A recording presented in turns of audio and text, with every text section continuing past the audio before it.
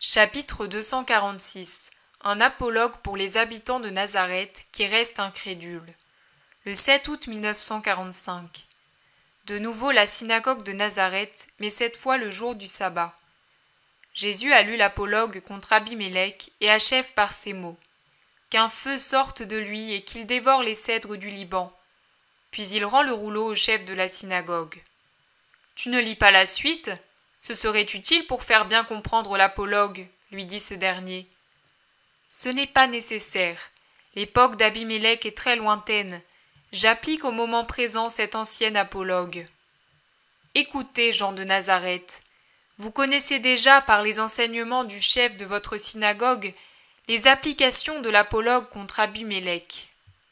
En effet, il a été instruit en son temps par un rabbi, celui-ci par un autre encore et ainsi de suite au cours des siècles, et cela toujours avec la même méthode et les mêmes conclusions. Mais de moi, vous entendrez une autre application, et je vous prie, du reste, de savoir y éveiller votre intelligence, et ne pas vous comporter comme les cordes disposées sur la poulie du puits. Tant qu'elles ne sont pas usées, elles vont de la poulie à l'eau et de l'eau à la poulie sans jamais pouvoir changer. L'homme n'est pas un cordage lié, ni un instrument mécanique. L'homme est doté d'un cerveau intelligent, et il doit s'en servir par lui-même selon les besoins et les circonstances. Car si la lettre de la parole est éternelle, les circonstances sont changeantes. Malheureux les maîtres qui ne savent pas vouloir faire l'effort et trouver la satisfaction d'y découvrir chaque fois un enseignement nouveau, c'est-à-dire l'esprit que les paroles anciennes et sages contiennent toujours. Ils seront semblables à l'écho, qui ne peut que répéter des dizaines de fois un seul mot sans rien y mettre du leur. Les arbres, c'est-à-dire l'humanité représentée par la forêt, où sont rassemblées toutes les espèces d'arbres, d'arbustes et d'herbes, éprouvent le besoin d'être conduits par quelqu'un qui se charge de toutes les gloires, mais aussi, et cela pèse bien plus lourd, de toutes les charges de l'autorité, d'être le responsable du bonheur ou du malheur de ses sujets, le responsable auprès des sujets, auprès des peuples voisins, ce qui est redoutable auprès de Dieu. Car les couronnes ou les hautes situations sociales, quelles qu'elles soient, sont données par les hommes, c'est vrai, mais avec la permission de Dieu, sans l'agrément de qui aucune force humaine ne peut s'imposer. C'est ce qui explique les changements impensables et imprévus de dynasties qui semblaient éternelles et de puissances qui semblaient intouchables, mais qui, quand elles dépassèrent la mesure dans leur rôle de punition ou d'épreuve pour les peuples, ont été renversées par eux avec la permission de Dieu et furent réduites à n'être plus rien que poussière, parfois fange d'égout. J'ai dit, les peuples éprouvent le besoin d'élire une personne qui se charge de toutes les responsabilités envers ses sujets, envers les nations voisines et envers Dieu, ce qui est le plus redoutable de tout. Le jugement de l'histoire est terrible, et c'est en vain que les intérêts des peuples cherchent à le changer, car les événements et les peuples futurs le rendront à sa vérité première. Encore pire est le jugement de Dieu, qui ne subit aucune pression, n'est pas sujet à des changements d'humeur ou de jugement, comme le sont trop souvent les hommes, et encore moins à des erreurs de jugement. Il faudrait donc que ceux qui sont élus pour être les chefs de peuple et les créateurs de l'histoire agissent avec la justice héroïque propre aux saints, pour n'être pas déshonorés dans les siècles à venir et punis par Dieu dans les siècles des siècles. Mais revenons à l'apologue d'Abimélec. Les arbres voulurent donc élire un roi et allèrent trouver l'olivier. Or ce dernier est un arbre sacré et consacré à des usages surnaturels à cause de l'huile qui brûle devant le Seigneur et a une place prépondérante dans les dîmes et les sacrifices. Il fournit son huile pour former le baume saint pour l'onction de l'autel, des prêtres et des rois, huile qui descend avec des propriétés, je dirais à thaumaturgie, dans les corps ou sur les corps malades. C'est pourquoi l'olivier répondit « Comment puis-je manquer à ma vocation sainte et surnaturelle pour m'abaisser aux choses de la terre ?» Ah, cette douce réponse de l'olivier! Pourquoi n'est-elle pas apprise et formulée par tous ceux que Dieu choisit pour une sainte mission, au moins par eux, je dis bien au moins. Parce que, en vérité, il faudrait qu'elle soit faite par tout homme pour répondre aux suggestions du démon, étant donné que chacun est roi et fils de Dieu doté d'une âme qui le rend tel, royal, filialement divin, appelé à un destin surnaturel. Il a une âme qui est un autel et une demeure, l'autel de Dieu, la demeure où le Père des cieux descend pour recevoir amour et respect de son Fils et sujet. Tout homme a une âme, et toute âme étant un autel, fait de l'homme qui la contient un prêtre gardien de l'autel. Or il est dit dans le Lévitique que le prêtre ne se contamine pas. L'homme devrait donc répondre à la tentation du démon, du monde et de la chair. Puis-je cesser d'être spirituel pour m'occuper des choses matérielles et qui portent au péché ? Alors les arbres allèrent trouver le figuier et l'invitèrent à régner sur eux. Mais le figuier répondit : « Comment puis-je renoncer à ma douceur et à mes fruits si savoureux pour devenir votre roi ? Nombreux sont ceux qui se tournent vers un homme doux pour le prendre comme roi, moins par admiration pour sa douceur que parce qu'ils espèrent qu'à force d'être doux, il finira par devenir un roi de comédie, dont on peut attendre qu'il consente à toujours dire oui et avec qui on peut se permettre toutes les libertés. Or la douceur n'est pas de la faiblesse, mais de la bonté. Elle est juste, intelligente, ferme. Ne confondez jamais la douceur avec la faiblesse. La première est une vertu, la seconde un défaut. Et parce qu'elle est une vertu, elle communique à celui qui la possède une droiture de conscience qui lui permet de résister aux sollicitations et aux séductions humaines, attentive à le tourner vers leurs intérêts qui ne sont pas les intérêts de Dieu. Elle demeure à tout prix fidèle à sa destinée. L'homme doux ne rejettera jamais avec âpreté les réprimandes d'autrui. Il ne repoussera jamais avec dureté celui qui le réclame. Mais en pardonnant et en souriant, il dira toujours : « Mon frère, laisse-moi à ma douce destinée. Je suis ici pour te consoler et t'aider. Mais je ne peux devenir un roi tel que tu l'envisages, parce que je me soucie et me préoccupe d'une seule royauté, pour mon âme et la tienne, celle de l'esprit. » Les arbres allèrent donc trouver la vigne pour lui demander de régner sur eux. Mais la vigne répondit : « Comment puis-je, moi, renoncer à être allégresse et force pour régner sur vous ? Être roi amène toujours à s'obscurcir l'esprit à cause des responsabilités et des remords, car le roi qui ne pêche pas et ne se crée pas ses remords est plus rare que le diamant noir. La puissance séduit tant qu'elle brille de loin comme un phare, mais une fois obtenue, on se rend compte que ce n'est qu'une lumière de luciole et non d'étoile. Plus encore, la puissance n'est qu'une force liée par les 1000 entraves des nombreux intérêts qui s'agitent autour d'un roi, intérêts des courtisans, intérêts des alliés, intérêts personnels et familiaux.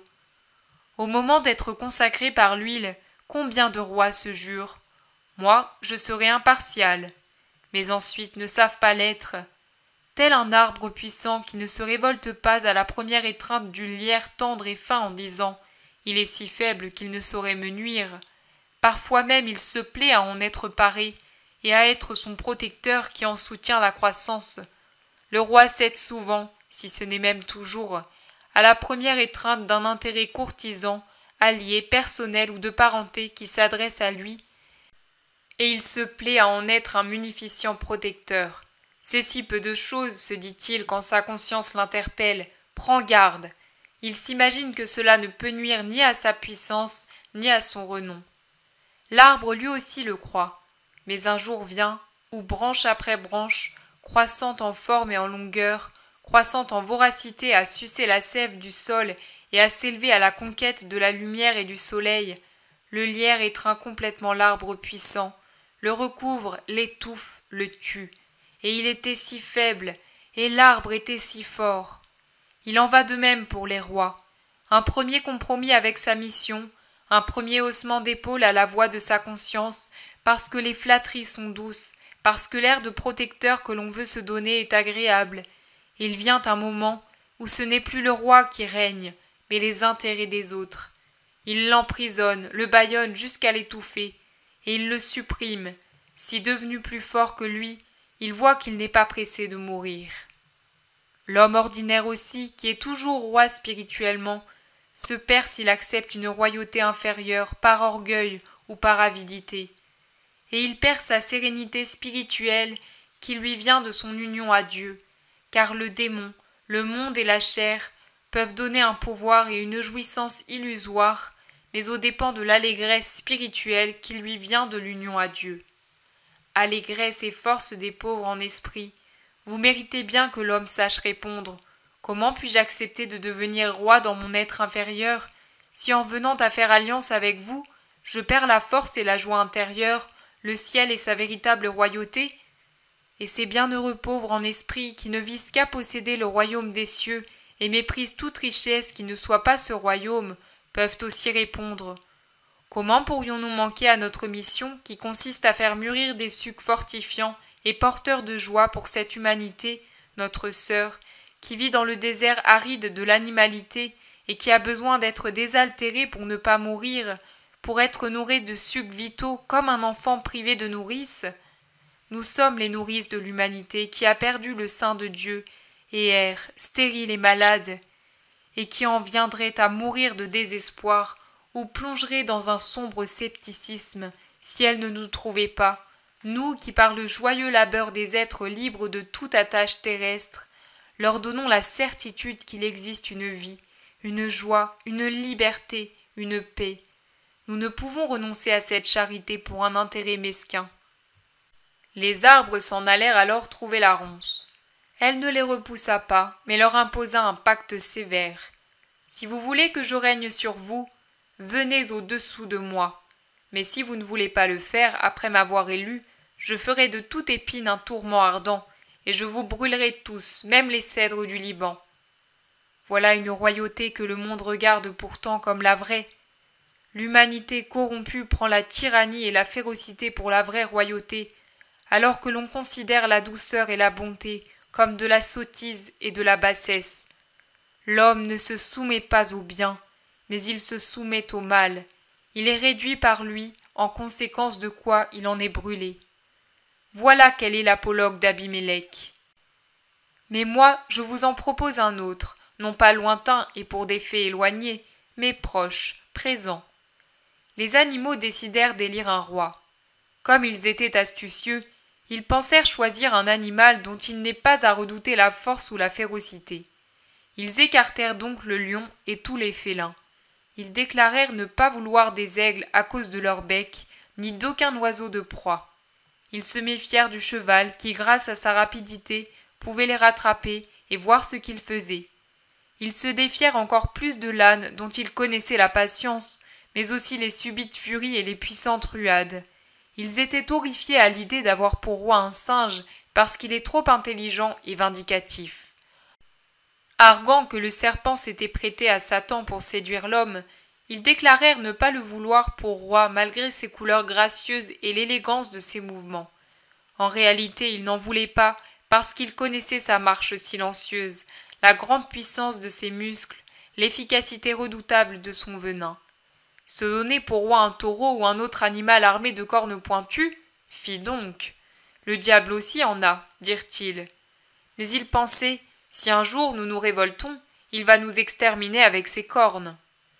Après bien de vaines recherches, ils virent un agnelet grassouillé et blanc qui gambadait joyeusement dans un pré vert et donnait des coups de museau à la mamelle gonflée de sa mère. Il n'avait pas de cornes, mais il avait des yeux doux comme un ciel d'avril. Il était gracieux et simple. Il était content de tout, de l'eau d'un ruisseau où il buvait en y plongeant son petit museau rose, des fleurs aux goûts différents qui plaisaient à sa vue et à son palais, de l'herbe drue où il était agréable de se coucher quand il était rassasié, et des nuages qui paraissaient être d'autres agneaux qui s'ébattaient là-haut sur des prés azurés et qui l'invitaient à jouer en courant dans le pré, comme eux dans le ciel, et surtout des caresses de sa mère qui lui permettaient encore de téter son lait tiède, tout en léchant sa blanche toison de sa langue rose. Enfin du bercail bien protégé et à l'abri du vent, de la litière douce et parfumée, sur laquelle il était agréable de dormir près de sa mère.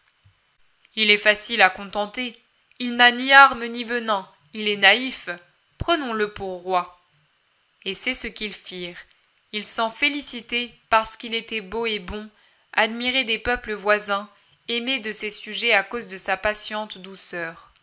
Le temps passa, l'agneau devint bélier et dit Maintenant le moment est venu de gouverner réellement. Désormais, j'ai la pleine connaissance de ma mission. La volonté de Dieu qui a permis que je sois élu roi m'a formé à cette mission en me donnant la capacité de régner. Il est donc juste que je l'exerce d'une manière parfaite, ne serait-ce que pour ne pas négliger les dons de Dieu. Voyant des sujets qui faisaient des choses contraires à l'honnêteté des mœurs, à la charité, à la douceur, à la loyauté, à la tempérance, à l'obéissance, au respect, à la prudence et autres vertus, il éleva la voix pour les réprimander. Ces sujets se gaussèrent de son bêlement sage et doux, qui ne faisait pas peur comme le rugissement des félins, ni comme le cri des vautours quand ils fondent sur leur proie d'un vol rapide, ni comme le sifflement du serpent, ni même comme l'aboiement du chien qui inspire la crainte. L'agneau devenu bélier ne se borna pas à bêler, il alla trouver les coupables pour les ramener à leur devoir. Mais le serpent se glissa entre ses pattes, l'aigle s'éleva dans les hauteurs en le laissant en plan. Les félins, d'un coup de patte feutrée, le bousculèrent en le menaçant. Tu vois ce qu'il y a dans notre patte feutrée qui pour l'instant te bouscule seulement? Des griffes. Les chevaux et tous les coureurs, coursiers et chasseurs se mirent à galoper autour de lui, en le tournant en dérision. Les pachydermes, éléphants ou rhinocéros, d'un coup de trompe ou museau, le projetèrent çà et là, pendant que les singes lui lançaient des projectiles du haut des arbres. L'agneau devenu bélier finit par s'inquiéter et dit « Je ne voulais pas me servir de mes cornes, ni de ma force, car moi aussi j'ai une force dans ce coup, et on la prendra comme modèle pour abattre les obstacles en temps de guerre. Je ne voulais pas m'en servir, parce que je voulais faire preuve d'amour et de persuasion, mais puisque vous m'attaquez avec ces armes, je vais user de ma force. En effet, si vous manquez à votre devoir envers Dieu et envers moi, moi je ne veux pas manquer à mon devoir envers Dieu et envers vous. J'ai été mise à cette place par vous et par Dieu, pour vous conduire à la justice et au bien, et je veux que règne ici la justice et le bien, autrement dit l'ordre. » Il utilisa donc ses cornes pour punir, légèrement parce qu'il était bon, un roquet têtu qui continuait à importuner ses voisins, puis de son coup puissant, il défonça la porte d'une tanière où un porc goulu et égoïste avait accumulé des vivres au détriment des autres, et il abattit le buisson de lianes choisi par deux singes luxurieux pour leurs amours illicites. Ce roi est devenu trop puissant, il veut vraiment régner. Il veut absolument que nous vivions en sages. Cela ne nous plaît pas, il faut le détrôner, décidèrent-ils. Mais un astucieux petit singe leur conseilla. Ne le faisons que sous l'apparence d'un juste motif, sinon nous ferions piètre figure auprès des peuples, et nous serions odieux à Dieu. Épions donc chaque geste de l'agneau devenu bélier, pour pouvoir l'accuser avec un semblant de justice. « Je m'en occupe, dit le serpent. « Et moi aussi, dit le singe. » Le premier en se glissant dans les herbes, l'autre en restant en haut des arbres, ne perdirent plus de vue l'agneau devenu bélier. Chaque soir, quand il se retirait chez lui pour se reposer des fatigues de la mission et réfléchir sur les mesures à adopter et les paroles à employer pour dompter la révolte et triompher des péchés de ses sujets, ceux-ci, à part quelques rares animaux honnêtes et fidèles, se réunissaient pour écouter le rapport des deux espions et des deux traîtres, car c'était bien cela qu'ils étaient. Le serpent disait à son roi « Je te suis parce que je t'aime, et si je voyais qu'on t'attaque, je veux pouvoir te défendre. » Le singe disait à son roi « Comme je t'admire, je veux t'aider. Regarde d'ici, je vois qu'au-delà du pré, on est en train de pêcher. Cours !» Puis il disait à ses compagnons « Aujourd'hui encore, il a pris part au banquet de certains pêcheurs. Il a faim d'y aller pour les convertir, mais ensuite, en réalité, il a été complice de leur ripaille. » Et le serpent rapportait « Il est allé jusqu'en dehors de son peuple, fréquentant les papillons, les mouches et les limaces visqueuses. C'est un infidèle. Il entretient des relations avec des étrangers impurs. » Voilà ce qu'il disait derrière le dos de l'innocent, s'imaginant que celui-ci n'en savait rien. Mais l'esprit du Seigneur qu'il avait formé pour sa mission l'éclairait aussi sur ces complots de ses sujets. Il aurait pu s'enfuir indigné en les maudissant, mais l'agneau était doux et humble de cœur, il aimait. Il avait ce tort et celui encore plus grand, de persévérer dans sa mission en aimant et en pardonnant au prix de sa vie, pour accomplir la volonté de Dieu. Ah, quel tort c'était aux yeux des hommes, impardonnable, et il l'était tant qu'ils lui valurent la condamnation. Qu'on le tue pour que nous soyons délivrés de son oppression. Et le serpent se chargea de le tuer, parce que le serpent est toujours le traître. Voilà donc le second apologue. À toi de le comprendre, peuple de Nazareth. Quant à moi, à cause de l'amour qui m'attache à toi, je te souhaite d'en rester tout au plus à l'hostilité et de ne pas aller au-delà. L'amour de la terre où je suis venu tout enfant, où j'ai grandi en vous aimant et en recevant de l'amour, me fait vous dire à vous tous, ne soyez pas plus qu'hostiles, n'agissez pas en sorte que l'histoire dise, c'est de Nazareth que sont venus le traître qui l'a livré et ses juges iniques. Adieu, que vos jugements soient droits et votre volonté constante.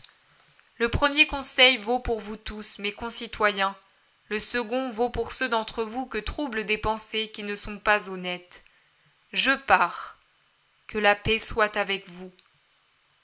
Et au milieu d'un silence pénible, rompu seulement par 2 ou 3 voix qui l'approuvent, Jésus sort tristement, tête basse, de la synagogue de Nazareth. Les apôtres le suivent. Les fils d'Alphée viennent en dernier et leurs yeux ne sont certainement pas les yeux d'un doux agneau. Ils regardent sévèrement la foule hostile et Jude n'hésite pas à se planter droit en face de son frère Simon et à lui dire « Je croyais avoir un frère plus honnête et ayant davantage de caractère. » Simon baisse la tête et se tait, mais son autre frère Joseph, encouragé par des habitants de Nazareth, dit « Tu n'as pas honte d'offenser ton frère aîné ?»« Non, j'ai honte de vous et de vous tous. Ce n'est pas une marâtre, mais une marâtre dépravée qu'est Nazareth pour le Messie. Écoutez pourtant ma prophétie. Vous pleurerez assez de larmes pour alimenter une fontaine, mais elles ne suffiront pas à effacer des livres de l'histoire le vrai nom de cette cité et le vôtre. Vous savez lequel? Sottise. Adieu. » Jacques ajoute un salut plus large en leur souhaitant la lumière de la sagesse, puis ils sortent en compagnie d'Alphée, fils de Sarah, et de 2 jeunes garçons. Si je les reconnais bien, ce sont les 2 âniers qui escortèrent les ânes qui avaient servi pour aller à la rencontre de Jeanne, femme de Couza, quand elle était mourante. La foule interdite murmure. Mais d'où lui vient tant de sagesse? Et les miracles, d'où en a-t-il le pouvoir? Car pour en faire, il en fait, toute la Palestine en parle. N'est-ce pas le fils de Joseph le menuisier? Nous l'avons tous vu à son atelier de Nazareth fabriquer des tables et des lits et ajuster des roues et des serrures. Il n'est même pas allé à l'école et sa mère seule fut son enseignante. Cela aussi, c'est un scandale que notre père a critiqué, dit Joseph, fils d'Alphée. Mais tes frères eux aussi ont terminé l'école avec Marie, femme de Joseph. Et mon père s'est montré faible avec son épouse, répond encore Joseph. Et aussi le frère de ton père alors? Lui aussi. Mais est-ce bien le fils du menuisier? Tu ne le vois pas? Oh, il y en a tant qui se ressemblent. Moi, je pense que c'est quelqu'un qui veut se faire passer pour lui. Dans ce cas, où est Jésus, fils de Joseph? Crois-tu que sa mère ne le connaît pas? Il a ici ses frères et ses sœurs, et tous le qualifient de parent. N'est-ce pas vrai? Peut-être vous 2? Les 2 fils aînés d'Alphée font signe que oui. Alors il est devenu fou ou possédé, car ces paroles ne peuvent venir d'un ouvrier. Il faudrait ne pas l'écouter. Sa prétendue doctrine, c'est du délire ou de la possession. Jésus s'est arrêté sur la place pour attendre Alphée, fils de Sarah, qui parle avec un homme. Pendant ce temps, l'un des 2 âniers qui étaient restés près de la porte de la synagogue lui rapporte les calomnies qu'on y a dites. Ne t'en afflige pas. En général, un prophète n'est pas honoré dans sa patrie et dans sa maison. L'homme est sot, au point de croire que pour être prophète, il faut être pour ainsi dire étranger à la vie. Or mieux que tous, ses concitoyens et les membres de sa famille connaissent et se rappellent le caractère humain de leurs concitoyens et parents. Mais la vérité triomphera toujours, et maintenant je te salue, que la paix soit avec toi. Merci, maître, d'avoir guéri ma mère. Tu le méritais parce que tu as su croire. Mon pouvoir est impuissant ici, car il n'y a pas de foi. Allons, mes amis, demain, nous partirons à l'aube.